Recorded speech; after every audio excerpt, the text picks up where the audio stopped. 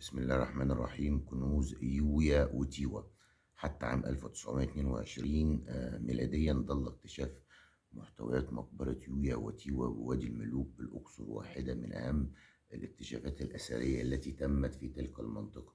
في السادس من فبراير 1905 خلال الموسم الثاني للحفائر نجح عالم إنجليزي تحت إشراف أمريكاني بالعثور على مقبرة أبو الملكة تي، وداخل تلك المقبرة أبويها تحمل رقم KV 46. تم العثور على كم هائل من الكنوز التي ظلت في مكانها، فما أن فتح قوبيل باب المقبرة حتى وجد التابوت الخشبية المذهبة الخاصة بالزوجين تحت المساحة الأكبر من المقبرة، تحتل المساحة الأكبر في المقبرة، وهي توابيت ضخمة ذات أغطية على شكل آدمية وصناديق للأواني الكانوبية التي كانت تحفظ أحشاء الجسد بعد عملية التحنيط، بالإضافة لعدة كراسي خشبية فخمة مطعمة بالعجو الأحجار الكريمة، وصناديق لحفظ المجوهرات، وأسرة مذهبة وفضية، وعجلة حربية تخص يوه، وثلاث كراسي تخص الأميرة ست آمون ابنة الملك أمنحتب الثالث.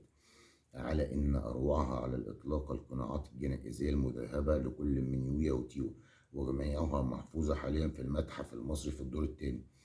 كل تلك الكنوز المهيبة تدل على مدى المكانة العليا التي بلغها كل من يويا وتيوا في حياة ابنتهما الملكة، ومدى النفوذ الكبير الذي حظي به.